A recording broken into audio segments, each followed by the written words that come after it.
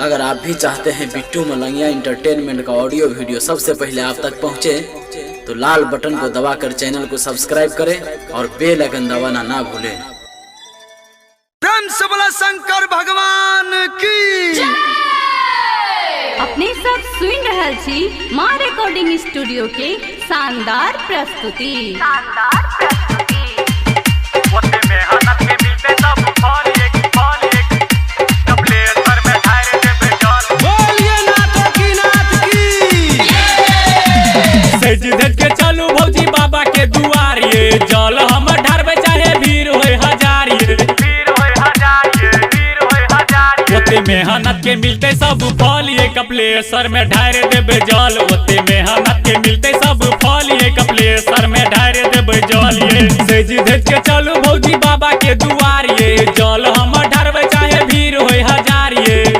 ओते मेहनत के मिलते सब फल ये कपले सर में ढारे देबे जल। ओते मेहनत के मिलते सब फल ये कपले सर में ढारे देबे जल ये ढारे देबे जान ये।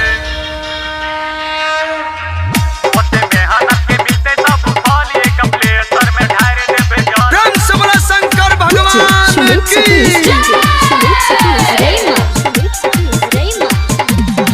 चाचा चाची जाय छै संगे दोस्त यार मिल के दोस्त यार मिल के श्रद्धा सब पुर जात जे लागल है दिल के। दिल के जल्दी चालू करू ने छलिए कपले सर में ढारिए बजल। जल्दी चालू करू ने छलिए कपले सर में ढारिए बजलिए। ओते मेहनत के मिलते सब फल एक डबले सर में ढारे देबे जान।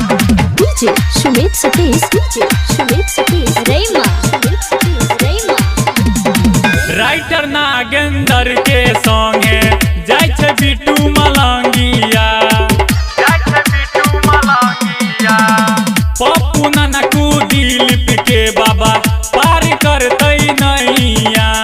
नैया सत्यम राजन के दुख जेते टलिए कपले सर में ढारिए बेजल। बबलू प्रेम के दुख जेते टलिए कपले सर में ढारिए बेजलिए। ढारे देबे जान ये। सज धज के चलू भौजी बाबा के दुआर ये जल हम ढारबे चाहे भीड़ होय हजार ये। वीर होय हजार ये। ओते मेहनत के मिलते सब फल ये कपले सर में ढारे देबे जल। ओते मेहनत के मिलते सब फल ये कपले सर में ढारे देबे जल ये सज धज के चलू भौजी बाबा के दुआर ये जल हम ढारबे चाहे भीड़ होय हजार ये।